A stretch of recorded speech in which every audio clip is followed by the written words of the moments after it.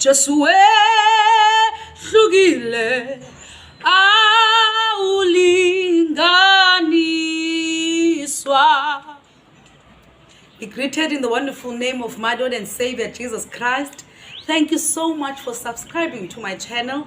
Thank you so much for liking my channel. Thank you for sharing your comments.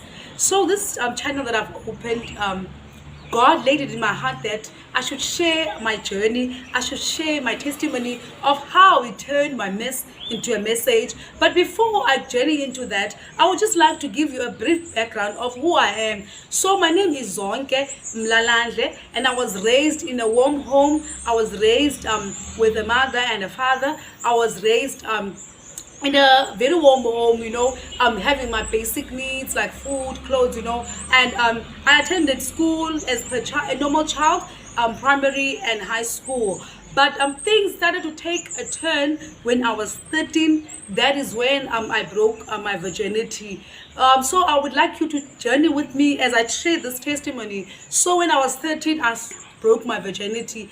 So I was with a group of friends, and they were having a nice time, and I was so innocent because I was a child of the house, I was sitting in the house. I was that child, there was the angel, but I started mingling with friends, Then I saw that, hey, they live in this lifestyle and so forth, but I thought that no man, I'm maybe boring or so forth. So as we were going together, then we started like engaging with boys and guys, how it is. And then at 13 I started sleeping with a boy, and then that's when things started. Like I then went from a young child, an innocent child, to this child that went and slept around, So at 13 years old I started sleeping with a guy, and I broke my virginity. And this guy, on that day, that was the last day I saw him. So when you break your virginity, you think that it's something that is you are pressurized, or you have to do it,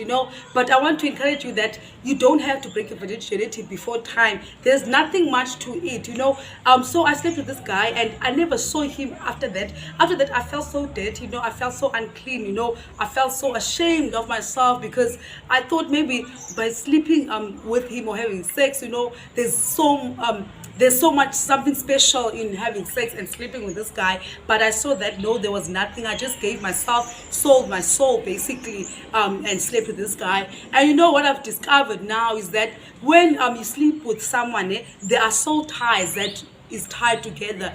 There is like a spiritual realm that is in existence. So when you're sleeping with this guy, when you break the blood of your virginity, the blood spills, and you make a covenant with your blood, with the enemy, with the devil, And when you're actually sleeping with the guy, having sex with him, the spiritual realm, it is recorded there that you are having sex. Maybe you are 13, you're having sex on the specific day. So, for example, you have children that you have, that day is recorded, and your child must also break the virginity at the age that you broke it. So I want to encourage you today that don't be pressurized to have sex before time, or don't feel that you are boring for not having sex, So don't feel that no man, you're not worthy, so I need to sleep with this guy so that I can fit into the group.